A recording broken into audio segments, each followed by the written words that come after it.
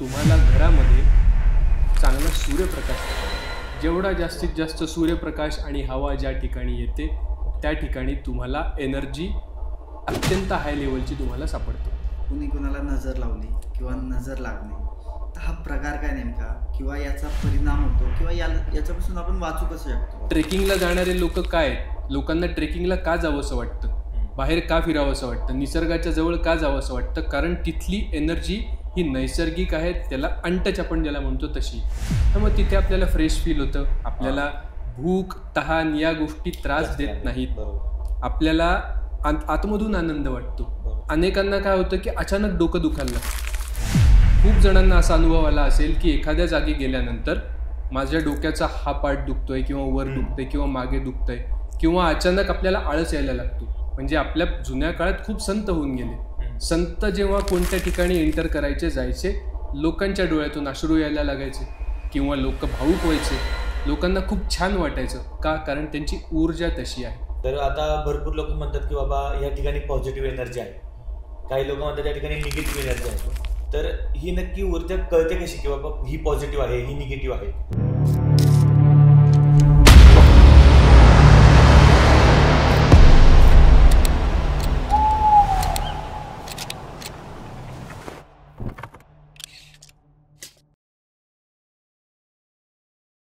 नमस्कार मित्रांनो, ज्ञान जर्नीच्या नवीन पॉडकास्टमध्ये आपल्या सर्वांचं स्वागत.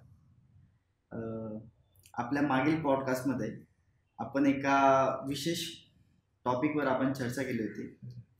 तर त्या विषयावर आपल्या प्रतिसादामुळे आपण त्या गेस्टला परत बोलवलं आहे.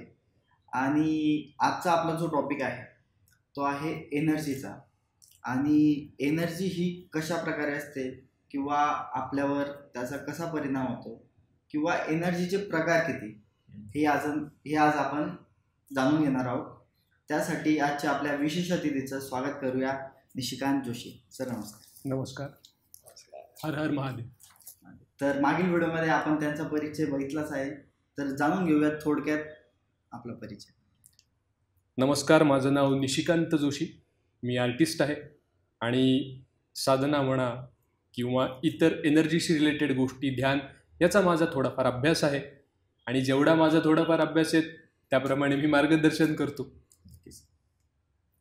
ओके, आपण चर्चेला सुरुवात करूयात. आणि आजचा जो आपण टॉपिक घेतलेला आहे एकदम बेसिक, एकदम साधा सोपा आपण टॉपिक घेतलेला आहे. कारण की आणि आजचा जो आपण भरपूर गोष्टी आता चालू आहेत, पण नक्की ह्या सगळ्या गोष्टींचा एक बेस असतो.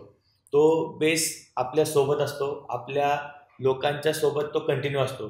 तो ओरा म्हणा किंवा त्या प्रकारची ऊर्जा म्हणा, ह्या सगळ्या गोष्टी आपल्यासोबत चालत जातात. पण नक्की ऊर्जा म्हणजे हा विषय काय आहे, किंवा ऊर्जा कशा प्रकारची असते? कारण की भरपूर लोक बोलतात पॉझिटिव्ह ऊर्जा आहे, निगेटिव्ह ऊर्जा आहे. ह्या सगळ्या टॉपिकमध्ये तुम्ही काय सांगाल की बाबा ऊर्जा म्हणजे नक्की काय प्रकार आहे? ऊर्जा एक अशी गोष्ट आहे जी सगळीकडे उपलब्ध असते, सगळीकडे अवेलेबल. ओके. जिवंत प्राण्यांमध्ये, पक्ष्यांमध्ये, हवेमध्ये, निसर्गात जशी ऊर्जा असते तशी निर्जीव गोष्टींमध्ये सुद्धा ऊर्जा असते. पण ती ॲक्टिव्ह करणे म्हणा किंवा त्या ऊर्जेचा अनुभव घेणे ही साधारण माणसाची गोष्ट नाही. आज आपण आपल्यामध्ये नॉर्मली ज्या ऊर्जेबद्दल बोललं जातं त्या ऊर्जेबद्दल मी तुम्हाला थोडं सांगेन की ऊर्जा म्हणजे चैतन्य. ती सर्वत्र आहे, सगळीकडे व्यापून आहे. एनर्जी ज्याला आपण म्हणतो, इलेक्ट्रिसिटी आपल्याला डोळ्याला दिसते का? नाही दिसत. पण आपण सॉकेटमध्ये हात घातला तर आपल्याला ती जाणवते की अरे आहे. तर त्याच प्रकारे जसं आपण मंदिरात जातो, आपल्याला जे जाणवतं त्याला म्हणतात ऊर्जा. आपण मंदिरातून घरात आलो, आपल्याला ती मंदिरातली वाईब येत नाही, पण घरातली वाईब वेगळी येते, त्याला म्हणतात ऊर्जा. जी प्रत्येकामध्ये असते, कमी प्रमाणात असते, जास्त प्रमाणात असते. ऊर्जा म्हणजे चैतन्य, एनर्जी. ओके. जसं आता तुम्ही सांगितलं की ऊर्जा म्हणजे चैतन्य किंवा एनर्जी. तर आता भरपूर लोक म्हणतात की बाबा या ठिकाणी पॉझिटिव्ह एनर्जी आहे, काही लोक म्हणतात या ठिकाणी निगेटिव्ह एनर्जी आहे. तर ही नक्की ऊर्जा कळते कशी की बाबा ही पॉझिटिव्ह आहे, ही निगेटिव्ह आहे? तो एक काय प्रकार आहे? हा प्रत्येकाचा वैयक्तिक भाग आहे. म्हणजे फॉर एक्झाम्पल, आपण एखाद्या महादेवाच्या मंदिरात गेलो आणि आपल्याला खूप छान वाटलं, तर आपण म्हणतो की पॉझिटिव्ह वाईब आली, पॉझिटिव्ह वाटलं. पण आपल्यासोबत एखादा असाही व्यक्ती असू शकतो की ज्याला तिथे जाऊन गाभाऱ्यात भीती वाटेल, किंवा त्याला काहीतरी असं वाटेल की अरे मी इथून पटकन बाहेर गेलं पाहिजे, मला कसं तरी होतंय. तो काय म्हणेल की इथे निगेटिव्ह वाईब आहे. मग महादेव पॉझिटिव्ह आणि निगेटिव्ह याच्यामध्ये आपण काउंट करू शकतो का? नाही. तर कोणतीही ऊर्जा पॉझिटिव्ह किंवा निगेटिव्ह नसते. ती आपल्या अनुभवावरती आपण त्याच्यावरती लेबल लावतो की ही पॉझिटिव्ह आहे किंवा ही निगेटिव्ह आहे. तर ती प्रत्येकाच्या एक पर्सनल अनुभवावरती त्याच्या ऊर्जेशी ती कनेक्टेड असणारी गोष्ट आहे.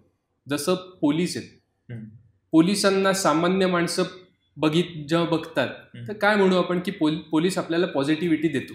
पण तोच चोर जर पोलिसाकडे बघेल तो काय म्हणेल, पोलिसाच्या बाबतीतल्या सगळ्या गोष्टी निगेटिव्ह आहेत, पोलीस निगेटिव्ह आहे. मग पोलीस पॉझिटिव्ह का निगेटिव्ह? तर डिपेंड कोण व्यक्ती कसा बघतोय. आज तुमची एनर्जी आहे, तुमच्या शरीरातली ऊर्जा जर ही हाय लेवलवर असेल तर तुम्ही त्या फ्रिक्वेन्सीच्या इतर ऊर्जेच्या जवळ जाल तर तुम्हाला ते छान वाटेल. तुमची जर एनर्जी ही खूप लो असेल किंवा तुमची एनर्जी तेवढ्या हाय फ्रिक्वेन्सीला नसेल तर तुम्हाला आजूबाजूच्या व्यक्तींमध्ये कधी कधी बोर होऊ शकतं. म्हणजे आपल्याला होतं की यार ही व्यक्ती आली ना मला कसं तरी होतं, करमत नाही, किंवा मला असं वाटतं की मी कधी इथून निघून जातो. किंवा एखादी व्यक्ती खूप ओव्हर एक्साइटेड असते, आपल्याला वाटतं अरे हा नॉर्मल का बोलत नाहीये, मोठमोठ्याने का बोलतोय. तर त्याची एनर्जी हाय असते. तर एनर्जी हाय असणं लो असणं हे प्रत्येकाच्या पर्सनल प्रॉब्लेम्सवरती म्हणा किंवा पर्सनल त्याच्या ऑरावरती डिपेंड असतं, जेणेकरून तो ठरवेल की काय पॉझिटिव्ह आणि काय निगेटिव्ह. आपण फक्त लेबल लावलेत पॉझिटिव्ह निगेटिव्हचे, ऍक्च्युली एनर्जी आहे. अच्छा, तरी ऊर्जा आपण जी म्हणतो तर ती ऑरा आणि ऊर्जा ही एकच आहे या वेगळ्या गोष्टी? तुमच्या ऊर्जेवरती तुमचा ऑरा ठरतो. ऑरा म्हणजे वलय. तुमच्या ऊर्जेची इंटेन्सिटी किती आहे त्यावरून ठरतं की तुमच्या आजूबाजूचं जे वलय आहे, जे वातावरण आहे, प्रत्येक जण एक वातावरण घेऊन चालतो. आज इथे एखादा अघोरी संन्यासी आला तर तो त्याचा एक ऑरा घेऊन सोबत चालतो. एखाद्या दुसऱ्या प्रोफेशनचा व्यक्ती आला, तुम्ही जर बघितला, आता पुन्हा एकदा उदाहरण देतो तुम्हाला, पोलीस. जेव्हा कोणताही पोलीस एखाद्या ठिकाणी एंटर येतो, एखाद्या समजा खोलीमध्ये पोलीस चालत आला तर त्याचं वागणं, त्याचं बोलणं, त्याची बसण्याची स्टाईल, त्याची बोलण्याची स्टाईल, त्याचा एक ऑरा सोबत असतो. आपोआप समोरचा व्यक्ती त्याला घाबरतो की अरे हे काहीतरी खतरनाक आहे. नागा संन्यासींच्या बाबतीत सुद्धा तसंच असतं की ऑरा बोलतो. त्या उलट एखादी व्यक्ती, म्हणजे आपल्या जुन्या काळात खूप संत होऊन गेले, संत जेव्हा कोणत्या ठिकाणी एंटर करायचे, जायचे, लोकांच्या डोळ्यातून अश्रू यायला लागायचे किंवा लोक भावुक व्हायचे, लोकांना खूप छान वाटायचं. का? कारण त्यांची ऊर्जा तशी आहे. तर ऑरा हा तुमच्या ऊर्जेवर डिपेंड असतो.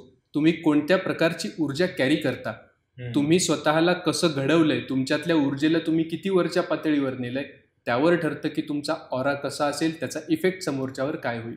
ओके, आता तुम्ही जसं सांगितलं की बाबा आपण स्वतः लेबल लावलं की बाबा पॉझिटिव्ह आहे का निगेटिव्ह आहे, किंवा आपल्याला समजणार कसं की हा वरच्या दर्जाचा ही ऊर्जा वरच्या दर्जाची आहे किंवा ही ऊर्जा बाबा खालच्या दर्जाची आहे, किंवा लो एनर्जी किंवा हाय एनर्जी, हे आपल्याला कळणार कसं एक सिंपल माणसाला? सामान्य माणसाला कळण्याचा सोपा उपाय आहे. एखाद्या ठिकाणी जाऊन, मी स्थानाचा आधी सांगतो की एखादं स्थान आहे जिथे जाऊन तुम्हाला घाबरल्यासारखं वाटतं. घाबरल्यासारखं, पण त्याच्यातही दोन प्रकार असतात. महादेवाच्या मंदिरात जाऊन घाबरणारे लोक वेगळे असतात, त्यांना दडपण येतं, तिथली एनर्जी खूप हाय असते त्यामुळे दडपण येतं. पण काही अशा जागा असतात जिथे गेल्यानंतर आपल्याला वाटतं की इथून लवकर बाहेर पडलं पाहिजे, आपल्याला इरिटेट होतात गोष्टी. तिथल्या लोकांशी बोलताना पण आपल्याला असं होतं की चला यार लवकर इथून निघा, बरोबर, हमें ज्यादा रुकना ही नाही आहे यहाँ पे. चिडचिड होणे, इरिटेशन होणे, टेन्शन येणे. त्यानंतर अनेकांना काय होतं की अचानक डोकं दुखायला लागतं. खूप जणांना असा अनुभव आला असेल की एखाद्या जागी गेल्यानंतर माझ्या डोक्याचा हा पार्ट दुखतोय किंवा वर दुखतोय किंवा मागे दुखतंय, किंवा अचानक आपल्याला आळस यायला लागतो, जांभा यायला लागतात खूप. आपल्याला असं वाटतं की एकतर मला झोपायचंय किंवा खूप थकवा आलाय, हेवीनेस वाटतो आपल्यात. मग आपल्याला समजून घ्यायचं अशा ठिकाणी की ही एनर्जी आपल्याला सूट करणारी नाही, ही आपल्याला हार्मफुल एनर्जी आहे, इथून तुम्ही लवकरात लवकर बाहेर पडा. हॉन्टेड प्लेसेसवर जेव्हा आपण जातो तेव्हा आपल्याला तर तुमच्यापैकी किती जण गेले असतील माहिती नाही, पण जे गेले असतील किंवा ज्यांच्या घरामध्ये किंवा इतर ठिकाणी कुठे अशी बाधा असेल जिथे अशा पॅरानॉर्मल ॲक्टिव्हिटीज होतात, तिथे आपल्याला अशा गोष्टी जाणवतात. अजून आपल्याला जिथे निगेटिव्ह म्हणण्यापेक्षा वाईट गोष्टी जास्त प्रकारे होतात. म्हणजे एखाद्या जागी जर सतत लोक दारू पित असतील किंवा त्या प्रकारचे लोक, गुन्हेगारी प्रवृत्तीतले लोक एखाद्या ठिकाणी येत असतील, तर तिथलं वातावरण पूर्ण वेगळं असतं, दूषित झालेलं असतं.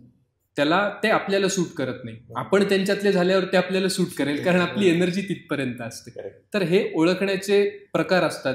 आपल्याला ह्या गोष्टी जिथे जाणवायला लागतात की आपल्याला हेवीनेस वाटतोय, आपल्याला त्रास होतोय, तेव्हा समजायचं ही एनर्जी आपल्यासाठी ठीक नाही, तिथून बाहेर पडा. याच्या उलट जिथे हाय एनर्जी असते, मंदिर, गार्डन, जंगल, अशा ठिकाणी आपल्याला प्रसन्न वाटतं, हलकं हलकं वाटतं.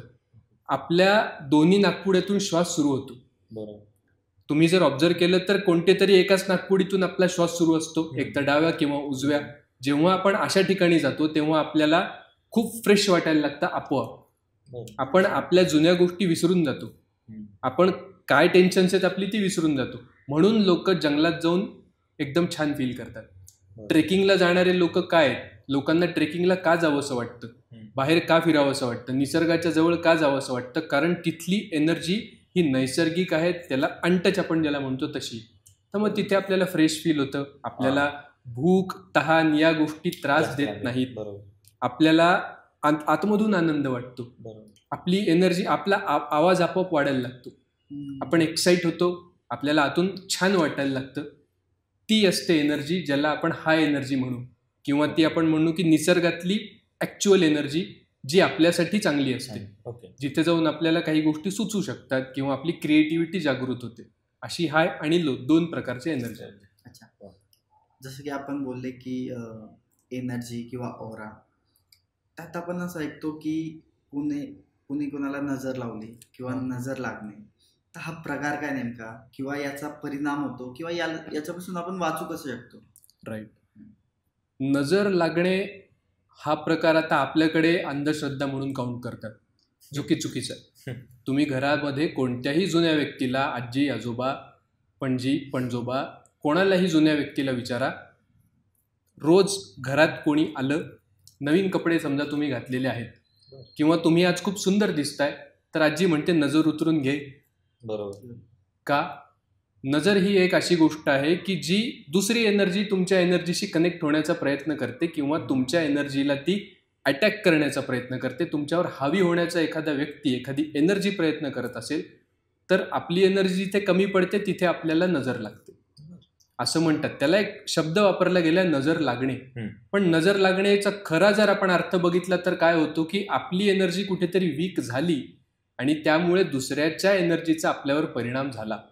मग त्याचे परिणाम काय होतात? नजर लागल्यानंतर ताप येणे किंवा डोकं दुखायला लागणे, आजारी पडतो व्यक्ती. खूपच जर इंटेन्स असेल तर चक्कर वगैरे येते व्यक्तीला, किंवा डोळे लाल वगैरे होतात. अशा बऱ्याच गोष्टी नजर लागण्याचे वेगवेगळे इंट्युशन्स असतात किंवा वेगवेगळे आपल्याला सिम्बॉल दिसतात. तुम्ही बघा सरळ सरळ, आता मुलींना सगळ्यात जास्त नजर लागते म्हणतात का? कारण मुलींकडे बघणारे सुद्धा तेवढे लोक जास्त असतात आणि मुलींची एनर्जी ही ऍक्सेप्ट करणारी एनर्जी असते. ग्रास्पिंग पॉवर लेडीजची खूप जास्त असते एनर्जी वाईज. कोणतीही गोष्ट ते पटकन स्वतःमध्ये ऍक्सेप्ट करून घेऊ शकतात, त्याच्याशी कनेक्ट खूप लवकर होतात. ही नॅचरली लेडीजकडे स्त्रियांमध्ये असलेली एक कॅपेबिलिटी आहे, ती त्यांना जन्मतः मिळते, आपल्यामध्ये ती नसते. मुलांना म्हणून नजर लागण्याचं प्रमाण कमी असतं. त्यातही नजर कोणाला लागते? जे साधना करतात, जे ध्यान करतात, ज्यांचा ऑरा क्लीन आहे किंवा ज्यांची ऊर्जा उच्च दर्जाची आहे, त्यांना पटकन नजर लागते. नजर लागते ती पण अशा लोकांची लागते जे त्यांच्यापेक्षा त्याच लेवलच्या हाय एनर्जीच्या पण दुसरे कामं करणाऱ्या लोकांच्या समजा कॉन्टॅक्टमध्ये आले तर नजर लागते. आणि नजर लागणं ही सत्य घटना आहे, ही रोज सगळ्यांच्या बाबतीत घडत असते. आणि मग त्यासाठी वेगवेगळे उपाय आपल्या आधीच्या पिढ्यांनी सुद्धा सांगितलेत, पण ही गोष्ट आहे, ही गोष्ट होते. जसं आता आपण नजर लागते कसं हे सांगितलं, त्याप्रमाणे बाबा ही नजर काढण्यासाठी काय पद्धत आहे का एक स्पेसिफिक आपल्या सनातन संस्कृतीमध्ये किंवा आधीच्या रीतीप्रमाणे चालत आलेली अशी काही पद्धत आहे का की जी लोक समजून घेतील आणि सोप्या पद्धतीने घरी करू शकतात? राईट. अनेक पद्धती आहेत. बरं. सगळ्यात पहिली पद्धत जे प्रत्येक घरातल्या आजी लोक करतात, फॉलो करतात, की समोरच्या व्यक्तीवरून मीठ आणि मिरची ओवाळून टाकायची. साधी मिरची आपली, किंवा कोणी कोणी लाल मिरची सुद्धा वापरतात. त्यात सुद्धा अनेक प्रकार आहेत. जसं जसे रिजन बदलतात, जसे जसे जागा ठिकाणं बदलतात, जसे जसे जिल्हे बदलतात, किंवा एखाद्या ठिकाणच्या, आता साऊथमध्ये गेलात तर वेगळी पद्धत आहे, नॉर्थमध्ये. पण सगळ्यात कॉमन अशी पद्धत आहे की त्या व्यक्तीवरती मीठ आणि मिरची आपण ओवाळतो आणि तोंडाने म्हणतो की जर काही नजर लागली असेल तर ती उतरून जाऊ दे. ती उलटी पण फिरवली जाते, सरळ पण फिरवली जाते, आणि त्यानंतर ती फेकून दिली जाते किंवा जाळली जाते. ही झाली बेसिक पद्धत. पण आता ही दुसऱ्यांनी करण्याची पद्धत आहे. कोणीतरी दुसरा तुमची नजर उतरवेल तेव्हा तुमची नजर उतरेल. आज समस्या अशी आहे की आजीच सापडत नाही. घरामध्ये आजी नाहीये, नजर उतरवणार कोण? आणि जो नजर उतरवतो त्याला कॉन्फिडन्स पाहिजे ना, की मी नजर उतरवतोय, मला याच्यातलं माहितीये. नवीन एखाद्या व्यक्तीला तुम्ही दिला ही माझी अशी नजर उतरवतो, घाबरेल, हे काय करतोय, त्याच्या मनात किंतु परंतु. तर असे काही आज आपण उपाय बघू की जे स्वतःची आपण नजर उतरून घेऊ शकतो किंवा नॉर्मलवर येऊ शकतो. पूर्वी तुम्ही जर बघितलं तर आपल्या जुन्या घरांमध्ये पाय धुण्यासाठी मोहरी बाहेर असायची. घरात यायच्या आधी प्रत्येक जण पाय धुवून यायचा, बरोबर? बिना पाय धुता कोणीही आतमध्ये यायचं नाही. मग तो कोणी पाहुणा असेल, घरातला माणूस असेल, घरात यायच्या आधी हातपाय धुवायचे, मगच घरात यायचं. ही सगळ्यात सोपी रेमेडी आहे. घरात यायच्या आधी पायावर पाणी घेणे, हातावर पाणी घेणे आणि थोडं चेहऱ्याला पाणी लावणे. तुमची सगळी एनर्जी तिथे न्यूट्रलला येते. मंदिरात जायच्या आधी पाय धुतात, माहितीये तुम्हाला? गुरुद्वारात सुद्धा पाय धुतल्याशिवाय आज जाता येत नाही. त्यामागे कारणच येते की तुमची एनर्जी न्यूट्रल झालीच पाहिजे. न्यूट्रल झाली की तुम्ही नॉर्मली सगळ्या गोष्टी करू शकता. ही सगळ्यात सोपी पहिली गोष्ट. दुसरी गोष्ट आहे मीठ. जेव्हा तुम्हाला असं वाटेल की मला त्रास होतोय किंवा मला एनर्जीमुळे काहीतरी डिस्टर्बन्स वाटतोय, मला अनइझी फील होतंय, तर घरी आल्यानंतर मिठाच्या पाण्याने आंघोळ करा. गरम पाण्यामध्ये थोडंसं 1 चमचा मीठ टाकायचं. सेंधव नमक, सेंधा नमक आपण ज्याला म्हणतो, सेंधव मीठ, तेही चालेल. खडे मीठ असतं तेही चालेल. ते थोडंसं पाण्यात टाकायचं, त्यांनी आंघोळ करायची. हे सोपे उपाय की ज्याच्यामुळे तुमच्यावरती असलेला एनर्जीचा प्रभाव तो सगळा क्लीन केला जातो. हे आपण साधे सोपे आहेत उपाय जे घरीही करू शकतो, प्रत्येक जण करू शकतो. ओके. आता जसं तुम्ही सांगितलं की बाबा पाण्यात पाय धुवून आपण आतमध्ये गेल्यावरती तिथं आपली एनर्जी न्यूट्रल करू शकते, किंवा जसं मिठाचा प्रकार सांगितला, तर ह्याच्या मागे नक्की सायंटिफिक रिझन काय की पाण्यामुळेच का न्यूट्रल होते किंवा मिठामुळेच का नजर कमी होते, ह्याच्यामध्ये काय कारण आहे? सायंटिफिक कारण यामागे असं आहे, जर तुम्ही सायन्सच्या दृष्टीने मिठाचा अभ्यास केला, मिठामध्ये असणारे जे गुणधर्म आहेत, मीठ हे एनर्जीचं सगळ्यात चांगलं कंडक्टर आहे. म्हणून जेव्हा आपण अर्थिंग करतो तेव्हा खाली मीठ टाकतात. करेक्ट. का बरं? कारण ते मीठ वरची आलेली एनर्जी न्यूट्रल करून जमिनीमध्ये जाण्यासाठी ते खूप चांगलं काम करतं, म्हणून मीठ टाकतात. तुम्ही जर बघितलं असेल, जुने लोक म्हणायचे कोणाच्याही हातात असं मीठ देऊ नये. मीठ एकतर डबीत किंवा वाटीत घेऊन मग दुसऱ्याच्या हातात द्यायचं, असं हाताने घेऊन मीठ कोणाला द्यायचं नाही. का? कारण आपली एनर्जी समोरच्यावर इफेक्ट करते. कोणाच्या हाताने आपण मीठ घेतोय तर ती एनर्जी आपल्यावरती इफेक्ट करते मिठा थ्रू. म्हणून मीठ वाढताना कधी चमच्यानी वाढायचे किंवा मीठ असं हातात नाही द्यायचे, ताटात वाढायचे मीठ. तर एनर्जीमध्ये मीठ हे त्यासाठी वापरतात की मीठ तुमची एनर्जी पटकन नॉर्मल करतं, कॅप्चर करतं. आता मीठ जेव्हा तुम्हाला खूपच त्रास होतोय, लेडीजला अनेक वेळेस असे त्रास होतात, डोकं दुखतं, अचानक डोकं दुखायला लागतं किंवा अचानक ताप येतो, आणि कोणीतरी म्हणतं की नजर लागली असेल. जेव्हा तुम्हाला अशी शंका येते, दोन्ही हातांमध्ये मीठ घ्यायचं, मुठीमध्ये डोळे बंद करायचे, ते हातामध्ये मुठी घट्ट करायच्या आणि जवळपास 5 ते 10 मिनिटं तसंच बसून राहायचं आणि त्यानंतर हातातलं मीठ फ्लश करायचं टॉयलेटमध्ये. याच्यामुळे सुद्धा आपली एनर्जी पटकन नॉर्मलला येते. हा सोपा उपाय. मीठ त्यासाठी.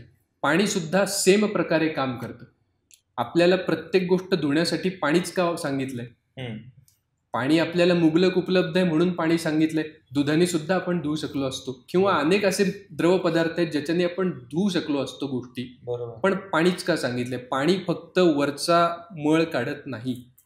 शरीरावरचा, कपड्यावरचा किंवा एखाद्या वस्तूवरचा मळ किंवा घाण पाणी काढत नाही. पाणी आतमध्ये सुद्धा इफेक्ट करतं.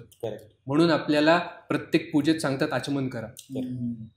तर पाणी तुम्ही असं घेता, असं पिता, त्यामागे सुद्धा सायंटिफिक रिझन आहेत की ज्याच्यामुळे तुमच्या आतमधली शुद्धी सुद्धा होते. एनर्जी सुद्धा बॅलन्स करण्यासाठी पाणी सांगितलंय.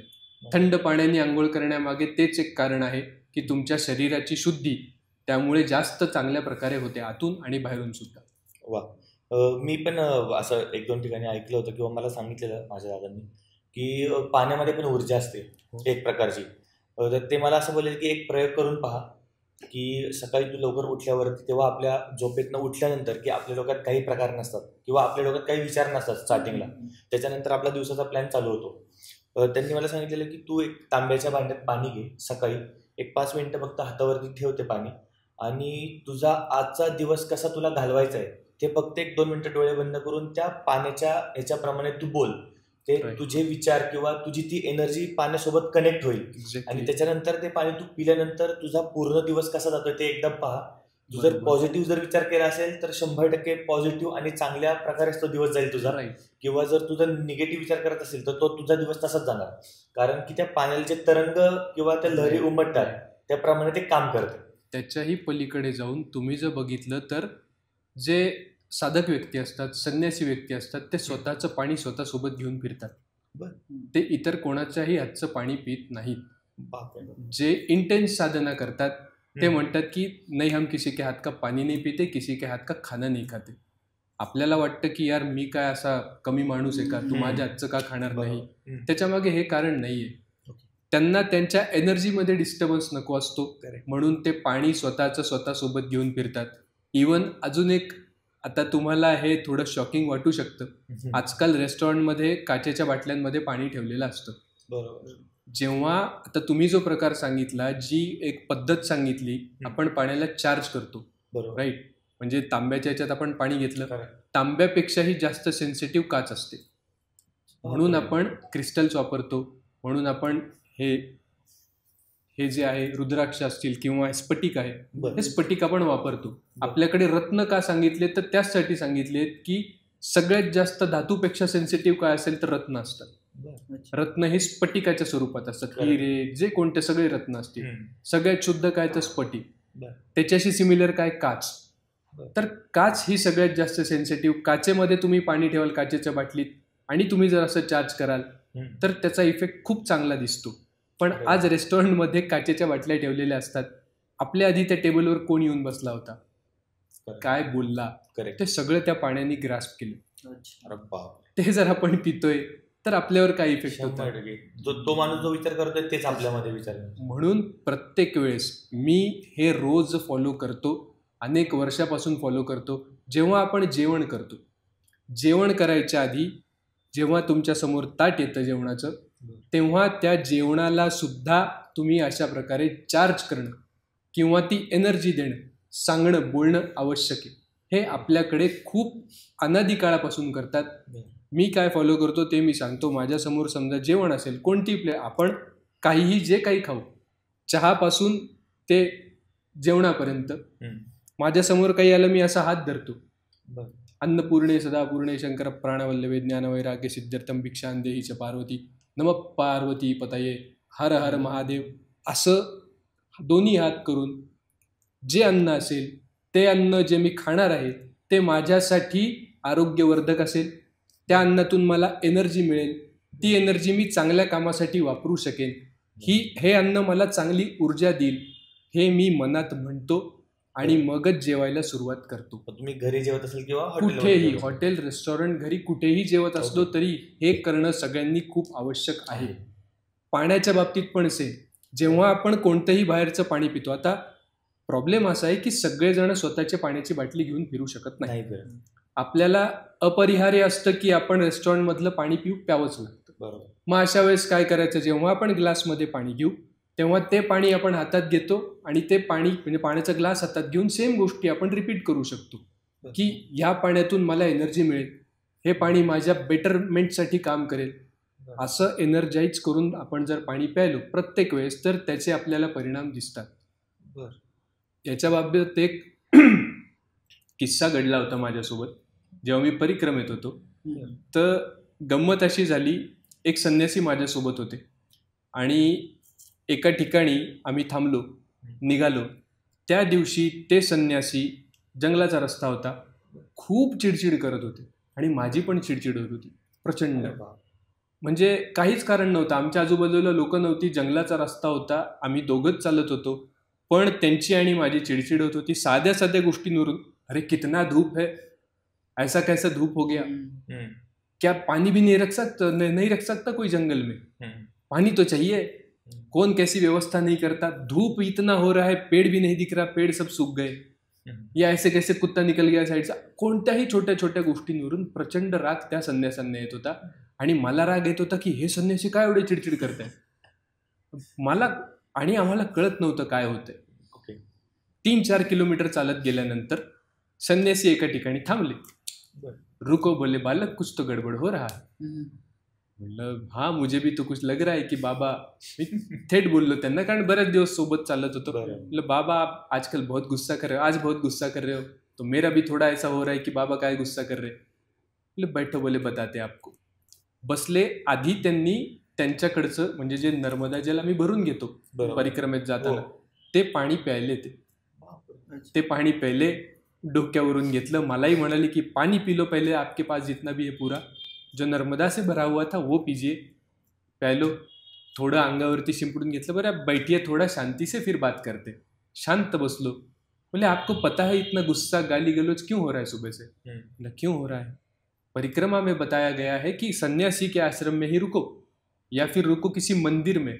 लेकिन कल हमारा था मजबुरी आमच्या दोघांची की गावातच थांबावं लागलं. कोणतं मंदिरही नव्हतं, काहीच नव्हतं. अशा ठिकाणी आम्हाला थांबावं लागलं की जिथे एका माणसाचं घर होतं.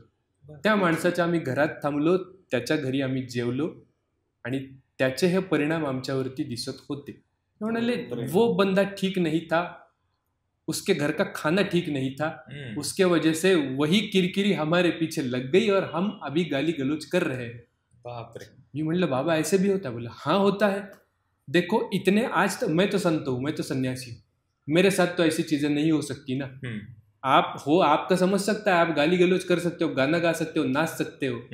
हम तो नहीं नाच सकते, हम तो गाली नहीं देंगे. हमारे साथ गडबड हो रहा है तो हमें पता है ये क्यों हो रहा है. एनर्जी मध्ये डिस्टर्बन्स होतो, आपण कोणाच्या हातचं खातो ह्याच्यावरून सुद्धा होतो. म्हणून सांगायचे पूर्वी घरचंच खा, बाहेरचं खाऊ नका. त्याच्या मागे कारण हे होतं की तुम्ही ज्याच्या हातचं खाता किंवा जे खाता त्याच्यानुसार तुमचे विचार बदलत जातात. म्हणजे थोडक्यात अन्नामध्ये पण एक ऊर्जा असते. सगळ्यामध्ये तुम्ही ज्या रंगाचे कपडे घालता ते सुद्धा तुमच्यावर इफेक्ट करतात. तुम्ही बघा जेव्हा ध्यानी लोक असतात, संन्यासी, त्यांचे कपडे कोणत्या रंगाचे असतात. काळे कपडे घालणारा संन्यासी उग्र स्वरूपाचा तुम्हाला दिसतो. बरोबर. लाल कपडे घालणारे संन्यासी त्या प्रकारची साधना करतात. पिवळे कपडे घालणारे संन्यासी अगदी असे प्रभूजी भगवान असे असतात. पांढरे कपडे घालणारे संन्यासी, आता व्यक्ती परत्वे त्याच्यात फरक पडू शकतो. आता लोक असे म्हणतील मी पिवळा संन्यासी घालणारा, मारामारी करणारा माणूस, कपडे घालणारा संन्यासी बघितलं जो मारामारी पण करतो. व्यक्ती परत्वे बदल होतात, पण हे रंग ठरवून देण्यामागे कारण हे असतं की तुमच्या त्या रंगाचा तुमच्या एनर्जीवर परिणाम होईल, म्हणून त्या प्रकारचे रंग दिले जातात. जे लोक, आता मी कामाख्याला गेलो होतो तर तिथे एक संन्यासी मला भेटला. तो सांगत होता सफेद कपड़ा पहनने वाले जो लोग होते हैं ना वो कभी क्रांतिकारी नहीं बन सकते बाबा. बोला ऐसे कैसे. देखो पहले हमारे गांव में पूरे लोग जो थे वो सफ़ेद कपड़ा पहनते थे. सफ़ेद कपड़ा शांति का प्रतीक है. उनके सोच विचार भी वैसे ही शांति वाले होते थे. तो अगर किसी को पहलवानी करनी है तो सफ़ेद लंगोटी पहनाते हैं क्या, बोले उसे. नहीं. फिर कौन से पहनाते, लाल लंगोट पहनाते. तो लाल से आती ऊर्जा. तो जो आदमी लाल कपड़े पहनेगा वो उछल कूद करेगा ही करेगा, और जो सफ़ेद कपड़ा पहनेगा वो थोड़ा बहुत तो शांती से चलेगा ही चलेगा. तर मग ह्या गोष्टी त्यांनी शॉर्टकटमध्ये सांगितल्या, पण असा आपल्यावरती परिणाम होतो. तुम्हाला एक थोडीशी रिक्वेस्ट होती की जसं आता तुम्ही अन्न ग्रहण करण्याच्या आधी एक मंत्र म्हणता हात ठेवून. तर आपल्या पण लोकांपर्यंत थोडंसं तुम्ही सावकाश बोललात तर आपल्या लोकांपर्यंत पण तो मंत्र जाऊ द्यात आणि लोक पण त्याचा नक्की वापर करतील अशी आशा आहे मला. मी आधी त्या मंत्राचं बॅकग्राऊंड सांगतो हा, की तो मंत्र कोणी म्हणलाय, कोणासाठी म्हणलाय. तर आधी आपण मंत्र ऐकू की अन्नपूर्णे सदापूर्णे शंकर प्राणवल्लभे ज्ञान वैराग्य सिद्ध्यर्थम भिक्षाम देही च पार्वती. पार्वतीसाठी म्हटलेला हा श्लोक आहे. विनंती आहे भगवती पार्वतीसाठी. पार्वतीला केलेली विनंती आहे. कोणी केली? महादेवांनी केली. आता महादेव पार्वतीकडे भिक्षा मागतायत. आपल्याला हे ऐकायला नॉर्मल वाटेल की ठीक आहे, महादेव पती पत्नी आहेत, ते भिक्षा मागतायत. पण ह्या मागे सुद्धा खूप गूढ अर्थ आहे. असं म्हणतात महादेव यांना भूक लागणे, तहान लागणे, ह्या सगळ्या गोष्टींच्या पलीकडे महादेव होते. महादेव कशाला कोणाकडे भिक्षा मागतील? तर त्यात सुरुवातच अशी आहे, अन्नपूर्णे सदापूर्णे शंकर प्राणवल्लभे.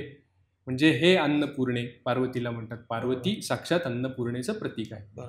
तर अन्नपूर्णे सदापूर्णे शंकर प्राणवल्लभे हे महादेवांची प्रिय, शंकरांची प्रिय, हे पार्वतीचं वर्णन आहे.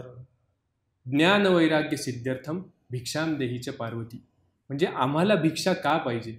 महादेवांनी पार्वतीकडे भिक्षा मागितली, ह्यासाठी मागितली की ज्ञान आणि वैराग्य आमच्यामध्ये उत्पन्न व्हावं, म्हणून तू आम्हाला भिक्षा दे.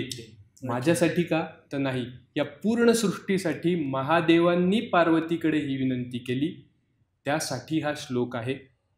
थोडक्यात काय तर आपल्यातली एनर्जी ही सुरक्षित राहावी, सद्गुण आपल्यामध्ये जागृत व्हावे, आपली एनर्जी बॅलन्स व्हावी म्हणून. आता आपण हळूहळू श्लोक ऐकू. अन्नपूर्णे सदापूर्णे शंकर प्राणवल्लभे ज्ञान वैराग्य सिद्ध्यर्थम भिक्षाम देही च पार्वती. हा तुम्हाला रोज म्हणायचा आहे. जेव्हा जेव्हा तुम्ही जेवाल, जेव्हा जेव्हा तुम्ही जेवणाची सुरुवात कराल, त्याच्या आधी हा श्लोक म्हणून नंतर तुम्हाला सुरुवात करायची. वा, बेस्ट.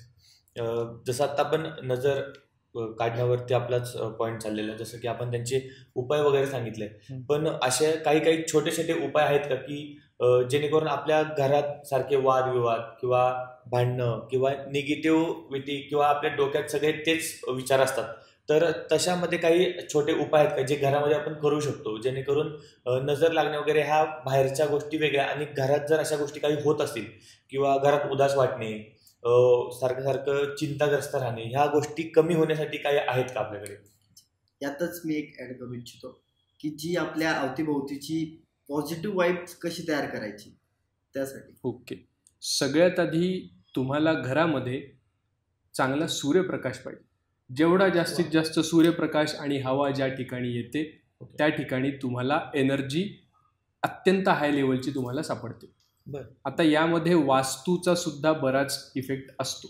तर वास्तू खूप मोठा विषय, पण साध्या सोप्या भाषेत सांगायचं आलं तर तुम्हाला व्यवस्थित हवा, सूर्यप्रकाश, खेळती हवा घरात असेल, सूर्यप्रकाश असेल तर तुम्हाला तिथे डल डाऊन असं काहीही वाटणार नाही. दुसरी गोष्ट, प्रत्येक व्यक्तीने स्वतःच्या एनर्जीची काळजी घेणं आवश्यक आहे. म्हणजे जर प्रत्येक व्यक्ती घरात आल्यानंतर हातपाय धुतल्याशिवाय बाकी गोष्टी करत नसेल तर त्याची एनर्जी व्यवस्थितच राहणार. बाहेरून आल्यानंतर पहिल्यांदी पाय धुवायचे, हात धुवायचे, चेहरा धुवायचा आणि त्यानंतरच बाकी गोष्टी करायला सुरुवात करायची. अजून एक गोष्ट की जेव्हा तुम्ही जेवण बनवता, घरात जे कोणी जेवण बनवत असेल, आता ते लोक खूप सुदैवी आहेत, त्यांचं नशीब खूप चांगलं आहे की ज्यांच्या घरी आजही आई किंवा बायको किंवा अशी एखादी व्यक्ती, म्हणजे आजकाल वडीलसुद्धा किंवा नवरासुद्धा स्वतः जेवण बनवतात. असे लोक खूप भाग्यवान आहेत. त्यांना एक गोष्ट, असे जे लोक आहेत ज्यांच्या घरी घरचेच लोक जेवण बनवतात, तर त्यांनी जेवण बनवताना जर कोणता श्लोक, आत्ता मी सांगितलेला श्लोक जरी ते म्हणत राहिले किंवा कोणत्याही त्यांना आवडणाऱ्या कोणत्याही देवतेचा जप त्यांनी केला, जर होत नसेल लावून ठेवायचा बॅकग्राऊंडला स्पीकरवरती, तो जर चालू असेल तर त्याचा खूप चांगला परिणाम अन्नावरती सुद्धा होतो. कारण जो व्यक्ती अन्न बनवतो त्याच्या एनर्जीचा, त्याच्या मेंटॅलिटीचा सुद्धा अन्नावर परिणाम होत असतो. म्हणून जेवण बनवणाऱ्या व्यक्तीवरती ते संस्कार होणं किंवा आजूबाजूचं वातावरण तसं असणं, यामुळे सुद्धा अन्न खाणाऱ्यांवरती तसा परिणाम होतो.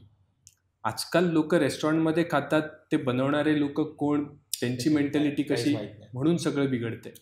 ज्या घरात आता मेसमध्ये खाणारे जे मुलं असतात त्यांची मेंटॅलिटी एका टाईपची होऊन जाते. ते सगळे एकाच टाईपचा विचार करायला लागतात.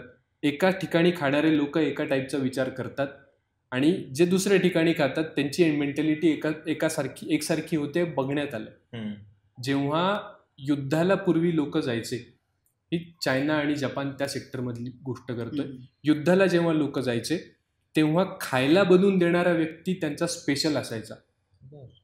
राजांना खायला बनवून देणारा वेगळा, सैनिकांना खायला बनवून देणारा वेगळा. अनेक योद्धे असे होते जे स्वतःचं जेवण स्वतः बनवून खायचे, दुसऱ्याला बनवून द्यायचे नाही. त्यामागे हेच कारण होतं, एनर्जी त्यातून जाते. तर घरामध्ये जास्तीत जास्त तुमचा जो देवाचा जप असेल, स्तोत्र असेल, श्लोक असेल. आता काही जण असे असतात, नाही आम्हाला देवाचं नाही पाहिजे, तर काहीतरी छान नॅचरल म्युझिक, पाण्याचा खळखळाट असणारा आवाज, पक्ष्यांचे आवाज, नेचर साऊंड जर असेल ते जरी तुम्ही लावून ठेवले, किंवा बासरी असेल, अशा गोष्टी जरी ज्या तुमच्या मनाला शांत करतील, तुमच्या घरामधली एनर्जी चांगली राहील. बाकी वाद प्रत्येक घरात होतात, भांडणं प्रत्येक घरात होतात, पण रोज रोज होत असतील तर गडबड. तर एनर्जी नीट ठेवण्यासाठी ह्या गोष्टी आपण करू शकतो. माझ्या मते जेव्हा एखाद्या घरात वाद वगैरे किंवा विवाद होत असतील तर तिथं बनवलेला स्वयंपाक जर आपण कधी खाल्ला तर तिखटच झालेला असतो, मीठच कमी पडलेलं असतं किंवा चवच नसते. पण एखाद्या ठिकाणी जर आपण नामजप करतोय किंवा तुम्ही जसं सांगितलं तसं पाण्याचा खळखळाटाचा आवाज आहे, पक्ष्यांचा आवाज आहे किंवा मागे काहीतरी चालू आहे देवाचं जप, त्या ठिकाणी अन्नाला एक वेगळीच चव असते, तो गोडवा निर्माण झालेला असतो त्याच्यामध्ये. तुम्ही सत्यनारायण, साधा आपण सत्यनारायण करतो किंवा कोणती पूजा असेल, त्या प्रसादाची चव दुसऱ्या दिवशी त्याच व्यक्तीने तेवढेच पदार्थ वापरून बनवलेल्या प्रसाद तेव्हा खातो, तो प्रसाद असतो. दुसऱ्या दिवशी आपण तो तसा सेम शिरा बनवला, त्याला होत नाही, तो शिराच होतो. ही रियालिटी आहे, तो प्रसाद होत नाही, कारण ती भावना असते. जुने लोक काय म्हणायचे, सुनबाई आज काही मूड ठीक दिसत नाही तुमचा. काही माहिती नसलं तरी सुद्धा पहिला घास घेतल्यावरती कळायचं की काहीतरी गडबड झाली. कसं कळायचं, तर जेवणात कळतं की तो काहीतरी गडबड झाली, त्याशिवाय या गोष्टी होत नाही. बरोबर. आणि हे मोस्टली जे बाहेरगावी असतात, जे बाहेर खातात, त्या मुलांसोबत होतं की त्यांना बाहेरचं जेवण आणि गावी गेल्यानंतर जे अन्नात फरक जाणवतो, खूप फरक जातो. मी पण जाणवतो. ह्या गोष्टी सगळ्यांच्या बाबतीत होतात. मग त्यातल्या त्यात आपण काय करू शकतो, तर अन्नाला आपण अन्नपूर्णे सदापूर्णे म्हणून चार्ज करायचं. जिथे राहतोय तिथे जास्तीत जास्त आपण कसे निसर्गाशी कनेक्ट होऊ शकू किंवा त्या एनर्जीशी कनेक्ट होऊ शकू, अशा गोष्टी आपण डेली करायला पाहिजे सगळ्यांनी.